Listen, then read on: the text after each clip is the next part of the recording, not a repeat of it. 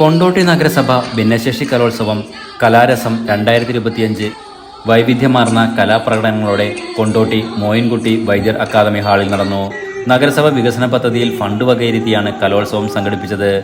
സ്കൂളുകളിൽ നിന്നും സ്പെഷ്യൽ സ്കൂളുകളിൽ നിന്നുമുള്ള 140 ഭിന്നശേഷിക്കാർ 38 ഇനങ്ങളിലായി വിവിധ പരിപാടികൾ അവതരിപ്പിച്ചു. ഒപ്പന, നാടൻപാട്ട്, നൃത്തങ്ങൾ, ഫാൻസി ഡ്രസ്, സ്കിറ്റുകൾ തുടങ്ങി വിവിധ കലാരൂപങ്ങൾ അവതരിപ്പിച്ചു. കലാരസം ET മുഹമ്മദ് ബഷീർ MP ഉദ്ഘാടനം ചെയ്തു.